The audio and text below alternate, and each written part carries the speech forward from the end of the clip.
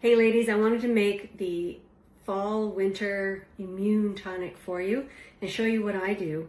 This has been written up in my blog article on it, and you guys have had access to this. This is doing a very food forward approach to supporting immune resilience in the wintertime. And I just wanted to share in person what I do in case it inspires you to do this for yourself this with fall and winter. So basically we are taking some beautiful containers that we can put a bit of parchment paper on and seal for 2 to 4 weeks. So I've got a couple of those. I have a mortar and pestle. I would like to get a stone one, but this is my beautiful wooden one. And then I've got a spread of some pretty incredible immune tonics. We've got red onion, we've got some horseradish. I'm going to go through it all with you one at a time and fill my container and show you just what I do. Now, this is called an OXYMEL. An OXYMEL is an old ancient Greek term to basically mean a vinegar and honey tonic. Now this one is specifically for helping to warm up the body, get everything invigorated, because bacteria don't do well usually in warmer environments. So that's why, in our bodies. So that's why we get a fever, for example. So right now we're going to try and improve circulation, improve that heat every day a little bit with these beautiful antioxidant rich, bioflavonoid rich ingredients full of just such medicinal properties. A lot of antimicrobials are in here, and just give that to your body as almost like a syrup. Something that you could either take 1 or 2 tablespoons straight from the jar once it's all been modified, or you could put it in some hot water and make it like a tea. You don't really need to add honey because we're going to add honey to it. So it's important that you have some pretty good ingredients. Where you can get organic, especially something like an orange where we're going to use the peel, you want that to be organic. But some things even you may not be able to find organic. Get what you can. Now, what I'm going to show you here, I have a lot of my ginger, my organic ginger and organic garlic frozen in the freezer. So they're thawing right now, and I've chopped them all up a little bit and left them here on the counter. And I'm going to use those. It doesn't matter that they're frozen. And what we're going to do is we're going to stuff these containers and put apple cider vinegar, and then later, after 2 to 4 weeks, I like to wait at least 4 weeks. I usually put them in a dry, dark area and just keep checking on it. I don't want it to be moldy or anything, so I've never had that happen, but it could happen, I suppose.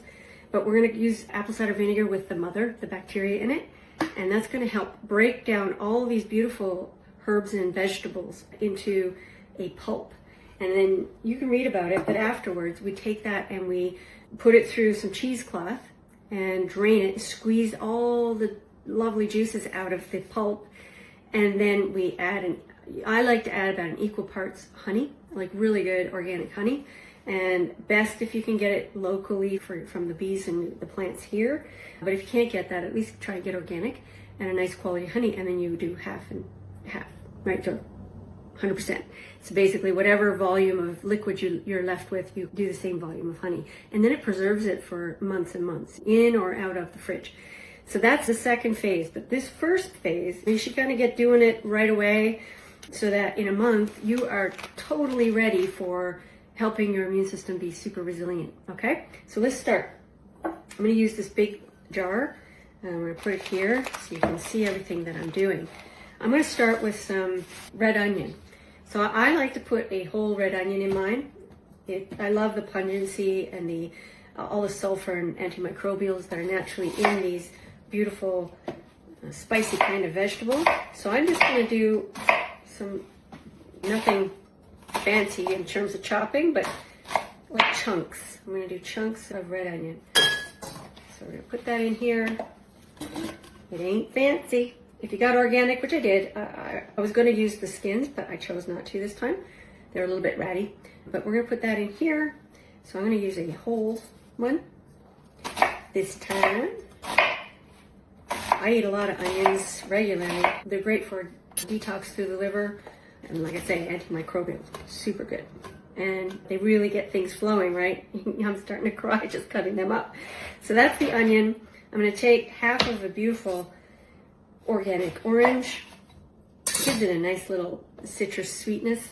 Now I am going to chop it up into little chunks, littleish chunks. Now you can just use the skin if you want to, but I like adding the whole fruit because you get more of the sweetness and more of the nutrition in it. But I use about a half, a nice big orange. You can use a whole one if you'd like. And then I'm going to take 4 or 5, maybe little ones too, of this beautiful root. I don't know if you can see it here. This is turmeric. It's fresh root turmeric. And you can see how incredibly orange inside that is. That's full of incredible antioxidants. Anything bright colored like that is going to be a joy for you. So we're just going to chop it up into smallish chunks here. You can get this in most grocery stores today. Just gotta look for it, and it smells good.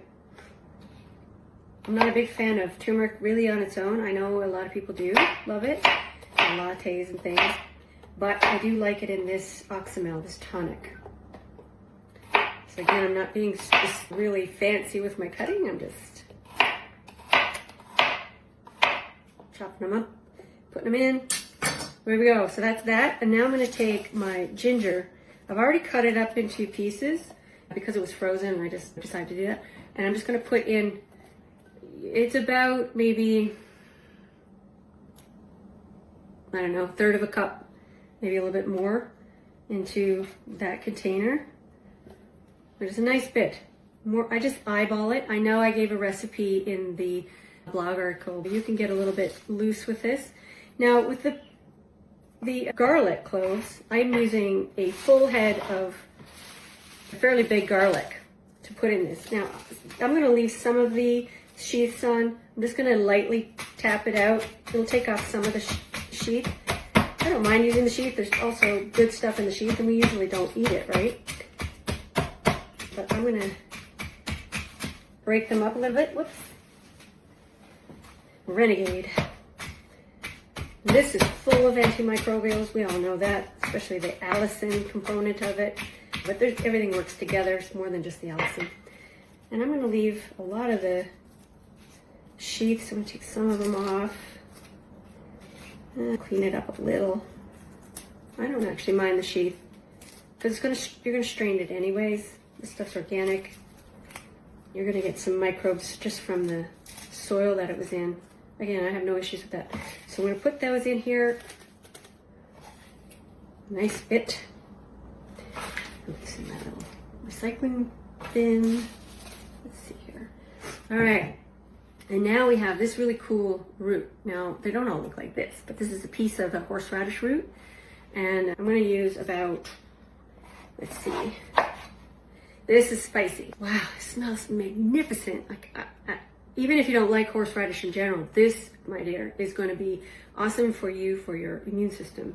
I'm going to leave, I washed it, I scrubbed it up, and I'm going to just chunk it up a little bit. I'm going to use the skin. Some people will peel the skin. I think there's benefits. I think there's lots of microbes on there that are probably good for you. And again, you're going to strain it at the end of its brewing. Let's see here. Smaller chunks. Throw that in there. Almost looks like antler.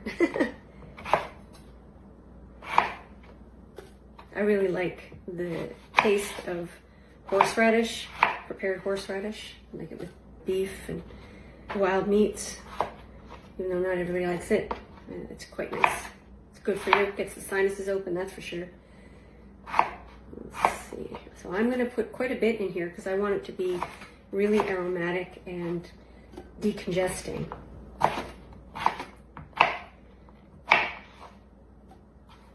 Let's see. And you just don't have to be fancy. You just need to be willing to experiment and play and support your immune system. There we go. All right, next I am going to take some, I've got these mixed peppercorns. So you can use black peppercorns, white, whatever you want.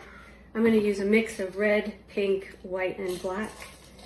And I'm going to do about at least maybe close to 2 tablespoons. I'm going to lightly tap them out. They're not going to crush very well. Where's the thing? There we go. Let's see. I might have been better off to use a coffee grinder for this, but I'm just going to lightly do it and see what happens. Yeah, this looks good.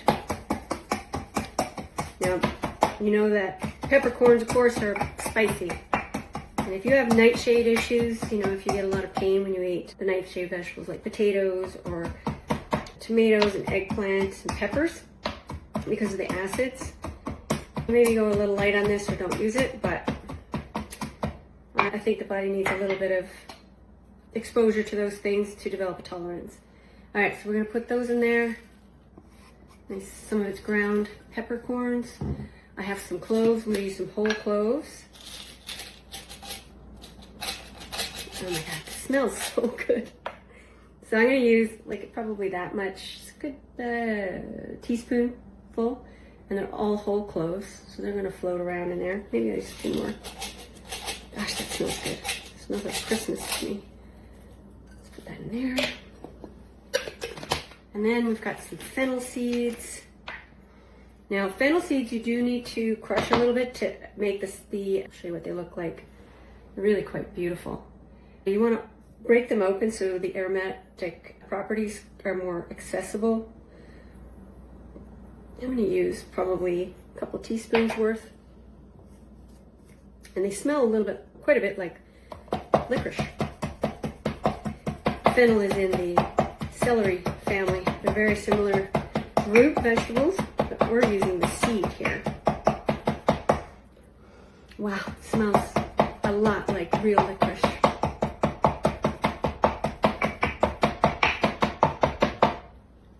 Let's see. When you connect with your food this way, you touch it, you smell it, your brain really gets on fire. And I think it is good for digestion, it's good for the body. Everything is heightened. All your senses are heightened. And this is good for digestion, for just health in general. Right, so that's the fennel. I'm going to break up some cinnamon sticks.